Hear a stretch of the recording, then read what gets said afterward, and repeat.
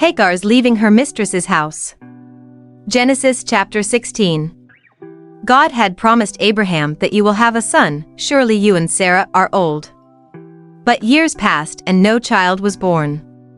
With each passing year, the likelihood that Sarah would have children decreased as she grew older. Sarah used to be sad that we don't have a child. But she thought of a way that she and Abraham could become parents. She decided, I will follow the customs of the people around me, which will solve our problem. I will marry my slave Hagar to Abraham. When Hagar's child. If it happens, he will be considered our child. Abraham accepted Sarah's proposal. Hagar soon found out that I was pregnant. Now she became very proud and boastful. She began to consider herself more important than her mistress Sarah. Sarah could not bear his words for long. He complained to Abraham, "This is all your fault. My concubine considers me contemptible and insignificant." Abraham replied, "Do to him what you will."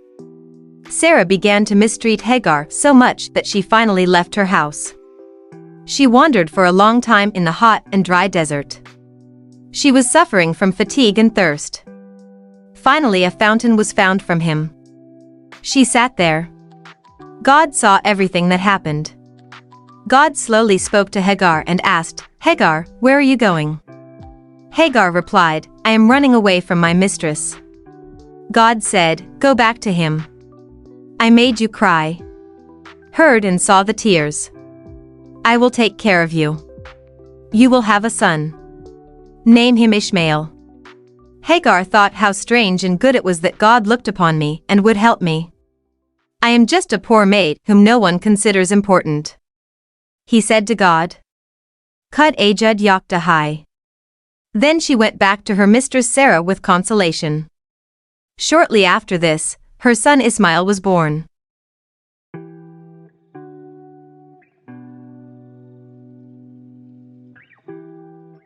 Special visitor.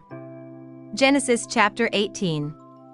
One day, Abraham was sitting at the door of his tent while Sarah was resting inside in a cool place. It was 2 p.m. and the sun was shining. Abraham raised his eyes and was surprised to see 3 men walking. People generally did not travel during the hottest part of the day. Abraham ran to meet them. He knew they would need shade and water. He invited them, "Stay here and rest. Sit here under the tree. I bring water to drink and to wash your feet." Those men thanked Abraham and sat there. Abraham quickly went to Sarah and said, "Quickly prepare a good meal for these guests." The calf had to be slaughtered and the meat was to be cooked, then the bread had to be baked, milk and butter were also not brought. There was chaos in the house. Everyone was in a hurry to do some work. Finally, Abraham brought out the delicious food for the guests under the tree. It was no less than a banquet meal. After the meal, the leader of the 3 strangers asked, "Where is Sarah?" Abraham was surprised and answered, "Sir, she is inside the tent." One of them said, "After 9 months, her son will be born." Sarah was curious to know about those 3 visitors. That is why she was standing behind the curtain of the tent. He laughed when he heard the man's words. It was impossible. She was too old to have a son.